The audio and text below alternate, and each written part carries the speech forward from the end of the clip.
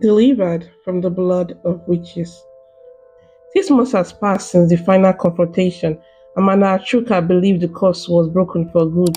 Their days were filled with laughter, joy, the quiet simplicity that they have always dreamt of.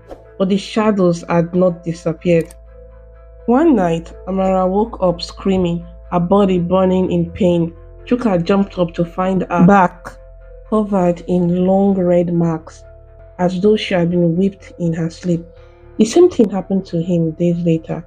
Every night after that, they were being chased in their dreams by hooded figures with glowing red eyes, chanting in a language they couldn't understand. By morning, they woke up to bruises, scratches, wounds that had no explanation. The village that had once accepted them now whispered in fear. Crops began to die. Fire consumed two nearby huts without reason. Animals refused to go near their home. People said the curse still lingered on Amara and Chuka.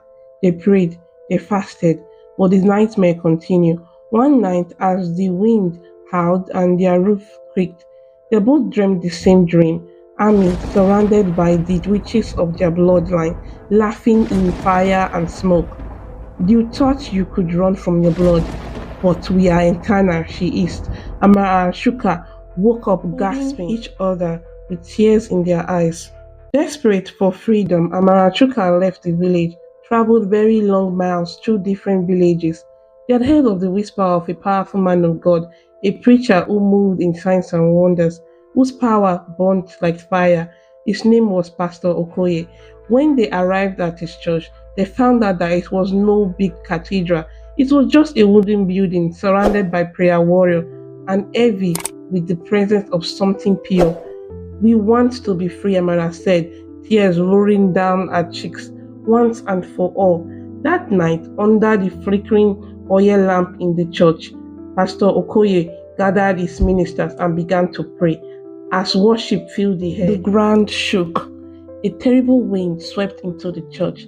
The lamps blew out, and then the witches came, hooded, faceless figure emerging from the shadows, surrounded the church in a circle of darkness. You can't have them, they cried. They belong to us. But Pastor Okoye stood firm, Bible in one hand and the other lifted high. In the name of Jesus, every power of darkness must flee. The battle in the spirit began. The air was thick with tension. Amara and Chuka fell to the ground, screaming as invisible chains broke from their body. Then fire. A blinding light burst through the roof.